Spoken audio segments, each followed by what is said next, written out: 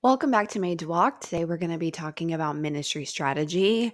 So, if you have been having budget discussions and you're wondering about the trajectory of where you should be focusing your time and energy, maybe you're developing out a plan for a ministry or you are just looking at what the next steps for your organization should be.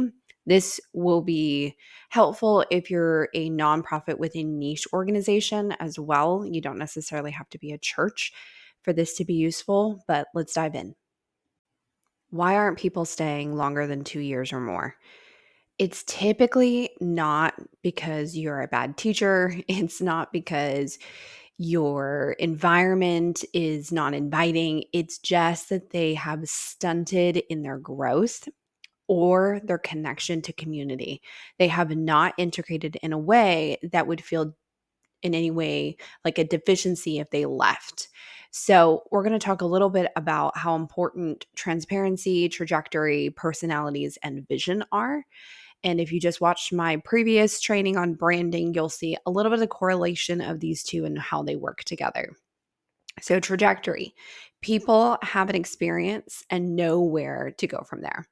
When people get excited, they have that spiritual awakening, or they just feel like they have moved in progress with their sanctification process, but they don't really feel like they're around like-minded individuals who are in the same state of faith that they are. So maybe you have a lot of non-believers or baby Christians, and they're trying to figure out whether or not this is something they want to buy into. And so a person who might be seasoned in the faith, 5 years or older, may not be feeling like they're growing. And so they're just looking for a place where they can grow more.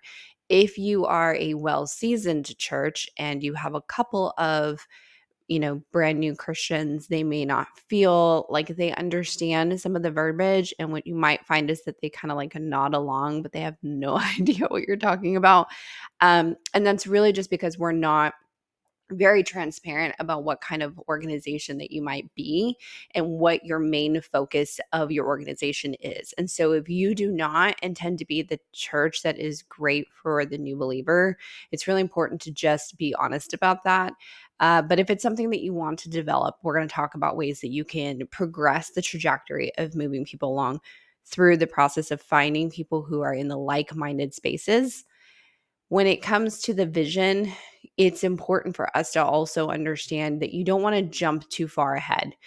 You don't want to take someone who's just been converted and then throw them into a space where they're serving, because what tends to happen is that, and we'll dive into this a little bit deeper here in the training, but they can get complacent in that serving, and that kind of becomes their religion, is that they are just constantly pouring into the busy work that goes behind ministry, and they're not continuing their spiritual growth themselves.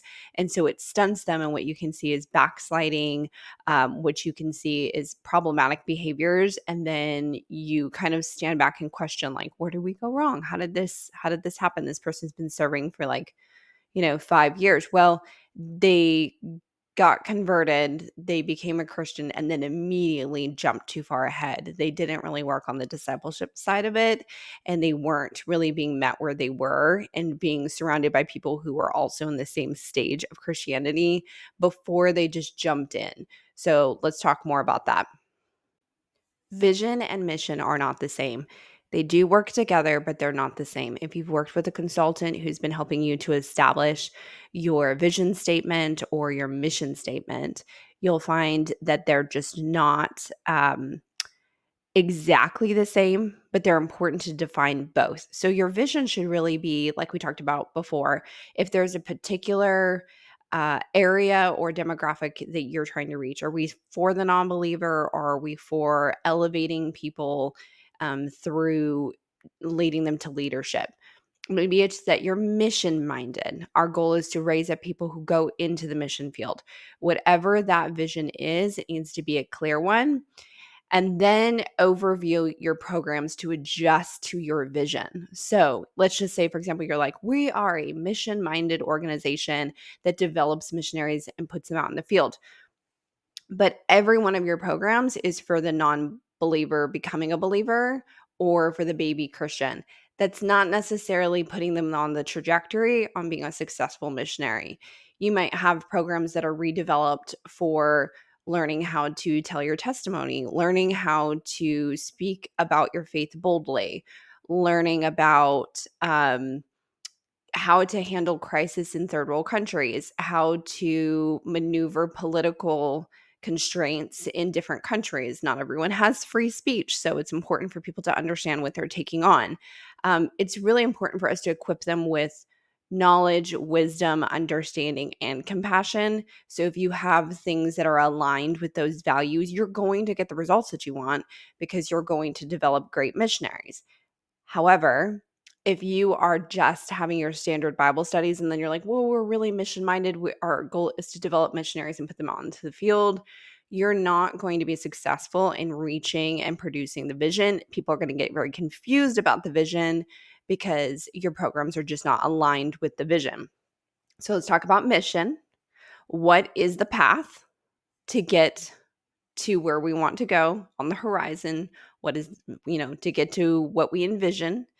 Do people know what the path is? Because a lot of times we're not as clear about identifying where someone should go next. And so they're kind of figuring it out on their own. They're kind of popping in and popping out of a life group, a small group, a Bible study, and they want to go somewhere in their faith, but they just don't know where or how to get there. So it's important that we have very strategic planning in place to be as as transparent as humanly possible to get people where they want to go.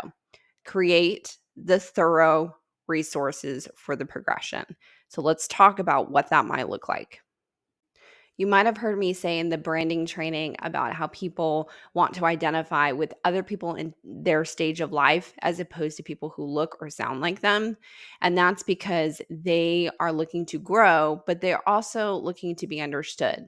So if you have someone who is an unbeliever becoming a believer, that's a stage of Christianity. If you have someone who's been saved, but under the 2-year mark, they're really just trying to learn the Bible and understand the foundation, that would be another demographic.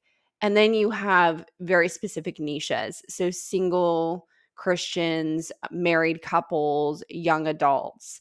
Those are particular groups of lifestyles, but they're not necessarily mindsets. So then you would be talking about how you are a seasoned Christian. You no longer need to feel like I need a support system to understand what my faith is and to keep my faith. You're now looking for ways to develop into that leadership or servanthood. And you're really looking for niche specific things that are going to help you to get where your mission mindset is. So that's typically where people make the adjustment. Okay. They might move into a different program, Bible study, church organization, or even decide to go to a seminary, decide to go somewhere else because they just feel like they need that extra layer, that more in depth training to be able to help them to be successful where they want to go. And then you need to have what I would call the triage. You hear me talk about this in my trainings all the time.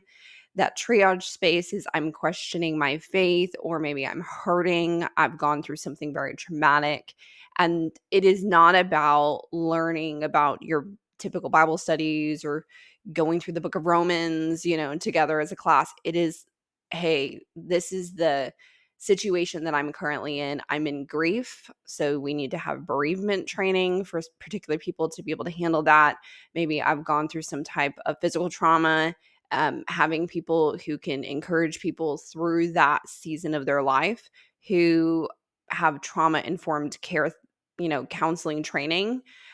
All of those types of things have to be its own demographic because it could come from any stage. You could have a new believer who is trying to deal with some of the shame or some of the anger, some of the emotions that they are trying to learn how to let go or forgive in order to move on. You may have someone who's a seasoned Christian who goes through a new offense or a loss and they're like, this is a new stage for me. I don't really know what to do with these feelings. I don't really know what to do with this stage of my life. And so I need guidance through this particular thing. And I call that triage. You're pulling someone off of the battlefield. You are healing and addressing their wounds. And so they can go back out into the mission field. What tends to happen in Christendom is people go, "Ugh, I'm going to pray for you," or "You just keep going. God will be with you." And they kind of brush off this whole group of people. And so, if anything, if I see people leave Christendom as a whole or corporate worship as a whole, it's in this particular demographic, is that they just don't feel that their wounds have been addressed, that there were not enough trained people to be able to handle those types of wounds. And so they either move on to a place that is willing to address them, or they say the church is just a place that wants my money and my time, but doesn't care about me as a person, and they check out. You're going to find that millennials have gone through a lot of church hurt, and it's typically because they did not feel like they could be transparent and connect well with people about whatever emotional season that they're in. So it's important for them to have a sounding board and a space where they can process past hurts, or be able to move into a place of learning to trust the corporate church again. And the only way that we can do that is to be able to define where they are and not just expect them to meet the standard of the church and just say, well, you should just be here in your faith by now. It's important for us to help in every one of these stages and every one of these demographics to hold their hand and to move them through the next stage. If I had to break this down into three separate categories, they would be as simple as salvation, discipleship, and leadership. In your salvation category, you want to have things that help to establish your core beliefs, prayer, support, and resources, tools for them to be able to learn and develop what they need to know about the Word of God. In your second portion of this, the discipleship part of it, that's really when you start to lean into things like theology, community, finding those groups of people that are in like-minded spaces, building relationships with mentors, developing resources that answer specific questions. I have a question about the Trinity, or I have a question specifically about a gift of the Spirit. Being able to have those things accessible and where people can come and actually find the answers. And then thirdly, moving people into that stewardship of leadership, servanthood, just being a part of the church as an entity, whether that means moving into the bigger space or within your own organization. You're looking for and you're trying to develop very particular skill sets that are defined biblically. Things like commitment. Can I trust you to follow through with your commitments? Do you have loyalty? It's very difficult to put someone or to think about someone in a leadership position if they're constantly running their mouth about other leaderships or other people or other groups or whatever. And so you're looking for loyalty. Personal responsibility. Can they take responsibility when they do something wrong and say, oh, you know what? I'm learning something from this, or I could have handled that better. I'm looking for ways to grow in that area, and then make sure they have a way to grow in that area. It's not enough for someone to take personal responsibility and then not have the training and adjacent to be able for you to go say, hey, I think you need some help here, something, maybe not help is the word. I think you need some support here to develop some of these skills that just need a little further developing. I highly recommend you taking this course, over the next semester, or working with this particular mentor, whatever it may be, knowing your people, knowing their strengths, knowing their weaknesses.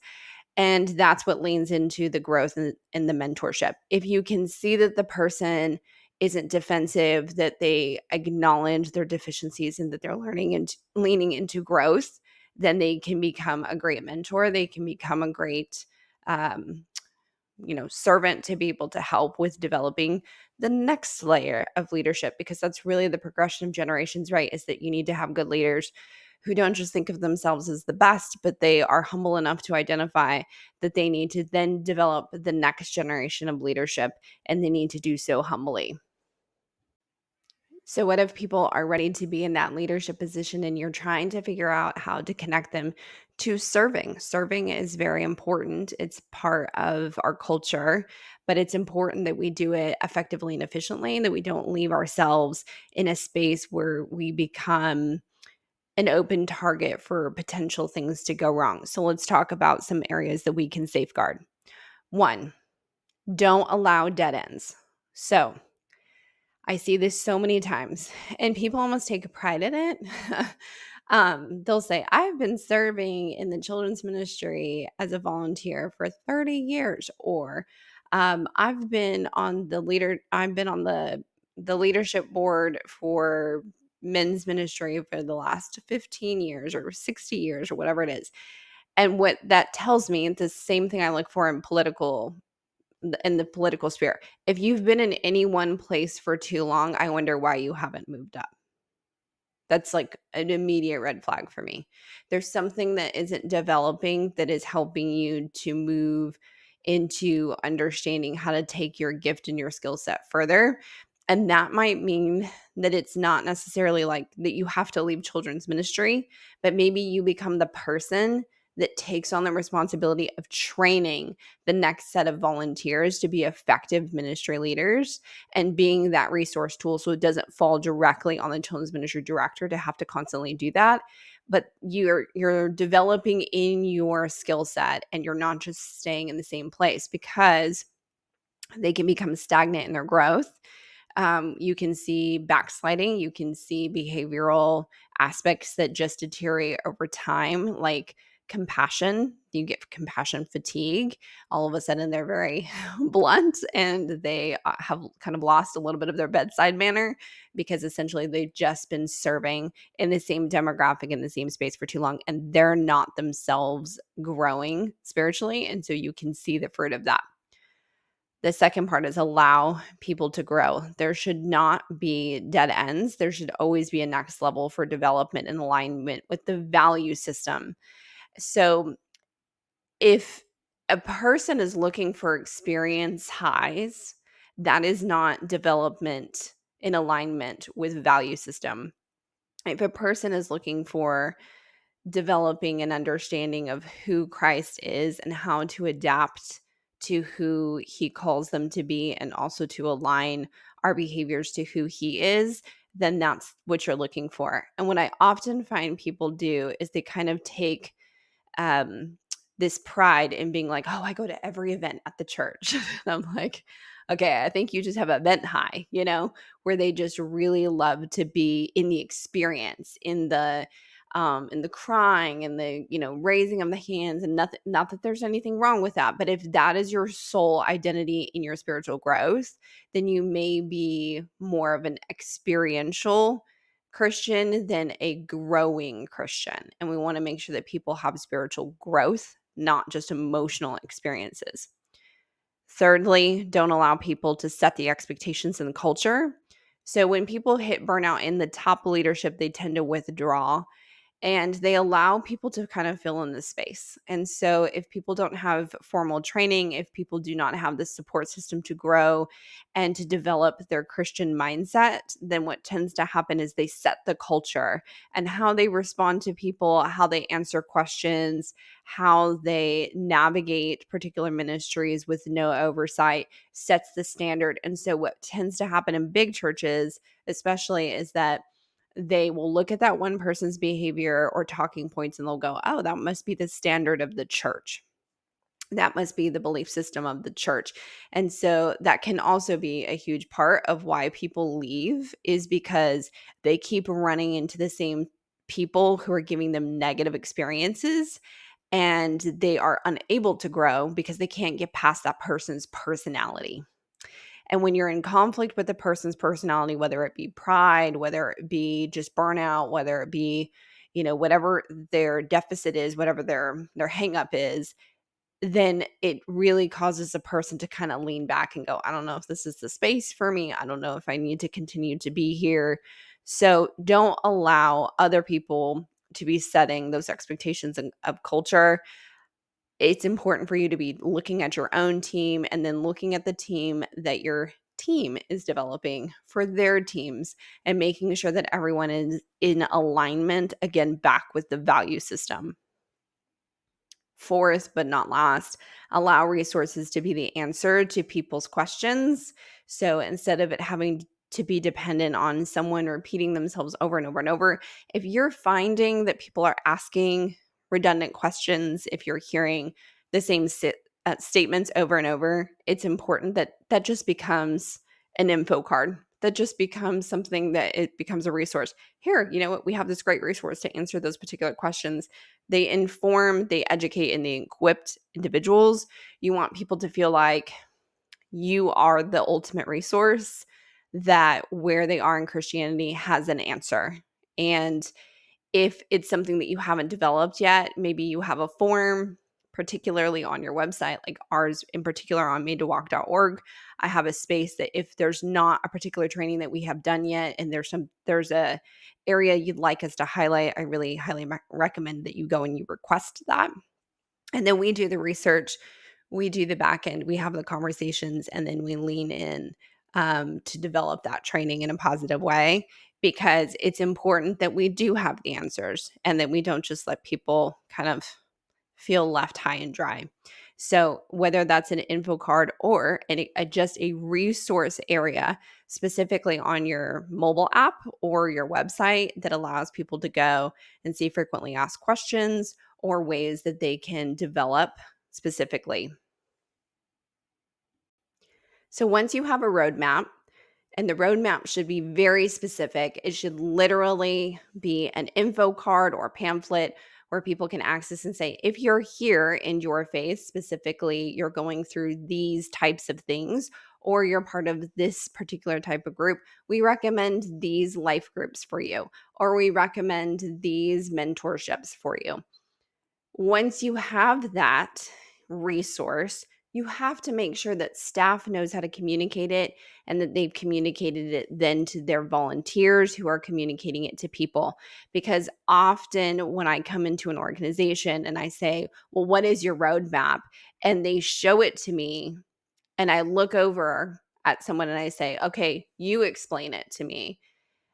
I can't tell you how many times I will hear a staff member say, "Oh, that's the first time I've seen that," or "That's the first time I've heard about that. I didn't even know we had that." So there's a lack in communication between upper leadership all the way down to the people who are managing the volunteers. Well, who's really going to get approached on a Sunday morning if people ask, "Hey, I'm struggling with this. Which group should get connected to?" They're not going to walk up to the head pastor. They're just that's just not who they're going to go to. They're going to walk up to a volunteer. So if the staff doesn't understand the buy-in, then they're not going to be able to communicate it to the volunteers. The volunteers aren't going to understand the buy-in. And so that information is just not going to get to the people who need it the most. And then you need to leave room. Why I say leave room is because sometimes we create a roadmap or a resource and it does not work. It does not work for your particular group, where they say, well, you say I'm in this stage of life and I tried this class, but they're not focused on that at all. Or there's no one in that group that is in this stage of life that I'm in. And so it did not connect with me. And you thought it would connect really well. You know, maybe the staff all agreed that it would connect really well. So you have to leave space for feedback when people come over and they say, hey, that just didn't hit for me well. Okay, great. Like, we're going to make adjustments. And so that's why I think in some way, shape, or form, it should be a digital resource for at least 6 months before you print it. And so you can make adjustments accordingly to feedback, and just kind of hear from people who say, oh, I would have loved to have known this about this particular course or class or mentorship, or these are the benefits that I received from it. And maybe the benefits are different. And you go, oh, I didn't realize the benefits of this would actually help this other demographic as well. So you'll just be able to engage. And there might be programs that you just scrap altogether that are just not working. And you may just need to find resources particular to your group. I say this in many of my trainings, where what you cannot rinse and repeat what's happening in other organizations. You have to know your people, you have to know how they function, you have to know what will help them to develop and grow, because you have a particular culture. In 2 Peter chapter 1, verses 5 through 8, it says, make every effort to add to your faith goodness, and to goodness knowledge, and to knowledge self-control, and to self-control perseverance, and to perseverance godliness, and to godliness mutual affection, and to mutual affection love. There is a strategic progression in how Peter outlines the church, and it's important for us to not skip steps. Too many times do I see organizations that just jump from new believer to servanthood, or jump from new believer to leadership training, or to even just theology, deep rooted theology, and they need to grow just as a baby grows. They go from milk and they don't jump to steak. That's just not how it works.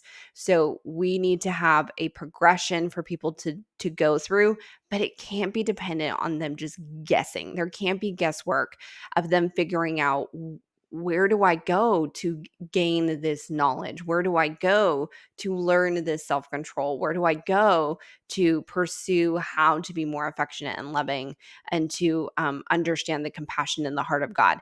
We need to outline our groups and our mentorship programs very specifically, so that people know what attributes they are going to walk away with and going, I could use more knowledge. That works for me. I can learn to understand ethics more clearly. That works for me. I need to learn how God sees me in this particular space that I'm at. Maybe you're a single parent, and you just want to know how God sees you in this season of life. And so, how to navigate through particular areas of difficulty as well, like addiction, other things, so that people know exactly what they're getting when they walk in, and it's not a flip a coin experience. So I hope this helps you in starting to have strategic conversations for your 2026 planning. We would love to help you to develop these out further. Happy to look at your organization and see where you can help others to grow well. You can do that at madetowalk.org, or reaching out via email at izzy@madetowalk.org.